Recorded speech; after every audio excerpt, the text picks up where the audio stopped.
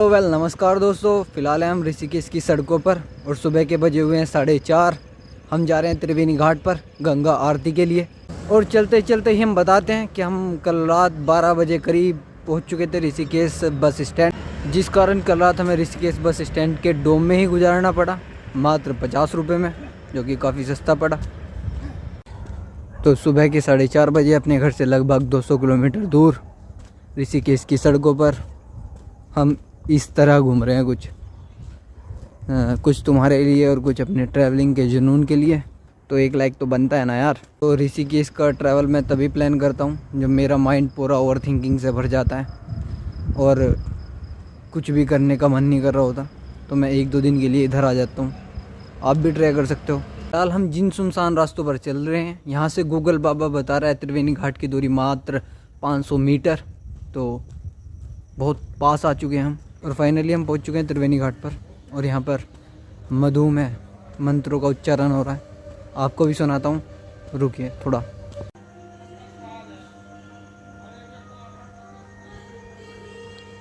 ये लगभग सुबेरी 4:45 के आसपास का नज़ारा है ऋषिकेश का। तो फ़िलहाल हमने गूगल बाबा पे सर्च किया था कि सुबेरी की आरती त्रिवेणी घाट पर किस टाइम होती है। तो लगभग 5:45 पर आरती स्टार्ट होगी, जिसमें हम सम्मिलित रहेंगे। फ़िलहाल हम एक साइड में को बैठ जाते।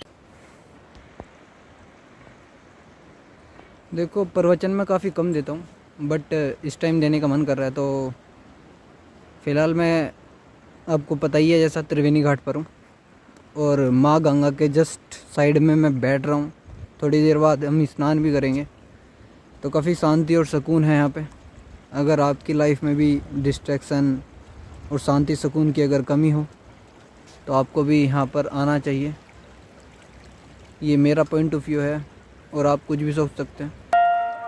कृपया ध्यान दें, टिहरी बांध से पानी छोड़ने के कारण नदी का जलस्तर कभी भी बढ़ सकता है। कृपया नदी की ओर जाते या नहाते वक्त सचेत रहें। तो जैसा कि आपको पता ही लग चुका है कि अभी फ़िलहाल माँ गंगा का भाव बढ़ने भी वाला है और थोड़ी मीठी मीठी सी ध्वनि पानी की आपको आ भी रही होगी। तो हाँ, मैं ये कह रहा था कि अपनी संस्कृति से जुड़े रहोगे, आगे बढ़ते रहोगे, तो शायद लाइफ में कुछ कर भी सकें। वरना लाइफ तो फुल ऑफ डिस्ट्रैक्शन से तो भरी हुई है ही, और पता नहीं कि कब क्या चीज़ हो जाती है। तो मेरा मानना है कि अपनी धार्मिक यात्राएं करते रहना चाहिए। एक पर्टिकुलर जुड़ाव होना चाहिए अपनी संस्कृति और सभ्यता के प्रति, जो कि मेरे अंदर भी काफ़ी है, मैं मानता हूँ। बस इतना ही कहना था। तो फ़िलहाल हम स्नान कर चुके हैं और लगभग 5:20 के आसपास बज भी चुके हैं। आप देख ही रहे होंगे कि सूर्यदेव भी अपनी लालिमा बिछाना शुरू कर दिए हैं। तो मैं ये बताना चाह रहा था कि बहुत सारी चीज़ों में गूगल गलत भी हो जाता है, क्योंकि अभी 5:35 का टाइम हो चुका है और यहाँ पे गंगा आरती का कोई भी कार्यक्रम स्टार्ट नहीं हुआ है। तो त्रिवेणी घाट पर शायद मॉर्निंग आरती नहीं होती है। तो हम फ़िलहाल राम लक्ष्मण झूले की ओर चलते हैं। तो सुबेरी 5:35 पे ये हाल है कुछ त्रिवेणी घाट का, जहाँ पर गंगा आरती होती है। अब की बार कुछ खास ये है कि यहाँ पे आई लव माँ गंगा का बोर्ड भी लगा दिया गया है।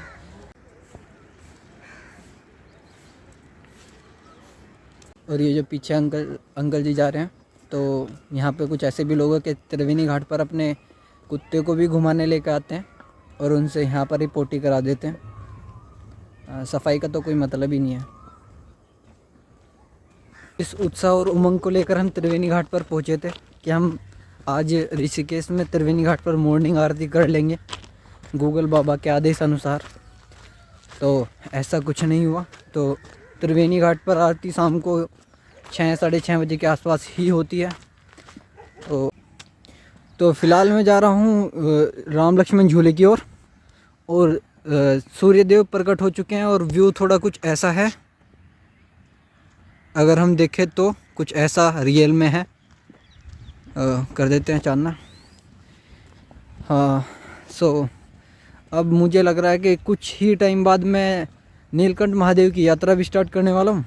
जैसे हम आ रहे हैं फ़िलहाल वो जॉगिंग एरिया है, कोई कोई तो मेडिटेशन भी कर रहा है, जैसे कि हम आपको दिखा सकते हैं कि कोई कोई व्यायाम भी कर रहा है। आप पीछे देख सकते हो इतने सारे पंक्तियों में ये जो खड़े हैं ये सभी मेडिटेशन नहीं कर रहे, हाँ ध्यान नहीं कर रहे, लेकिन योग कर रहे हैं, यानी कि एक्सरसाइज कर रहे हैं, मेडिटेशन नहीं कर रहे हैं।